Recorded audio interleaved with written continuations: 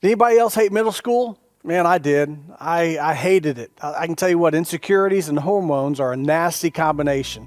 And honestly, I think it was around middle school that this big development happened in my life, and I learned how to start hiding. I learned how to hide who I was, or I was able to change my beliefs or habits to fit in and be accepted with people that honestly today carry zero weight in my life. It's crazy, when you think about it. There are two things that are amazingly good at hiding, and they're chameleons and people. And I can tell you what, Bigfoot has nothing on us. We are the absolute best hiders on the planet. We hide our feelings, our love, emotion, hurt, and even our sin. And the chameleon in us is represented by multiple colors or masks that we use as a self-defense mechanism. Most of us have a work self, an at-home self, a Facebook self, a church self, several other selves we depend on to keep us safe from exposure and being hurt. We can change identities even. Right? We can change our looks and even what we believe in with astonishing speed. Groucho Marx once said this. He said, "Those are my principles, and if you don't like them, I got others." But having so many pseudo-selves leads us to become disjointed or disconnected people. And it leaves us lonelier, more misunderstood, more ashamed, and more afraid. And the worst part of this is it causes a barrier in us to allow people to love us and God to love us, which is the real tragedy in all of this. The great C.S. Lewis said this about love, very, very, very powerful. He said, "To love at all is to be vulnerable. If you love anything, and your heart will be wrung and possibly broken.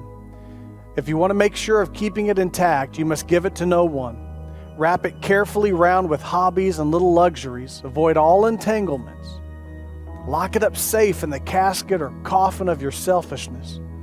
But in that casket, safe, dark, motionless, airless, it will change. It will not be broken because it will become unbreakable, impenetrable, irredeemable. To love is to be vulnerable. The only place outside heaven where you can be perfectly safe from all the dangers and perturbations of love is hell. It is the power of the gospel of Jesus that should give us the impetus to see past our inferiorities and gaze upon the goodness of Jesus. We know that God so loved the world, and we believe it sometimes. Martin Luther said this. He said that we need to hear the gospel every day because we forget the gospel every day. So let me remind you of what God's desire and His plan is for your life. It's found in Ephesians 3, and it says this: "For this reason I bow my knees before the Father, from whom every family in heaven and on earth derives its name, that He would grant you, according to the riches of His glory, to be strengthened with power through His Spirit in the inner man, so that Christ may dwell in your hearts through faith, and that you, being rooted and grounded in love, may be able to comprehend with all the saints what is the breadth and length and height and depth, and to know the love of Christ, which surpasses knowledge, that you may be filled up to all the fullness of God." Man, that's what I want in my life. I know that's what you want in your life. So I guess the point is that no one really aspires to be an emotional chameleon who's afraid to allow anyone to know them because they fear rejection. Life does not have to be perpetual middle school for us. Remember that if you've accepted Jesus as your Savior, you are the sons and daughters of God. So be vulnerable. Let people love you because God already does. And just a friendly reminder, if you need help, if you need prayer, please reach out to us.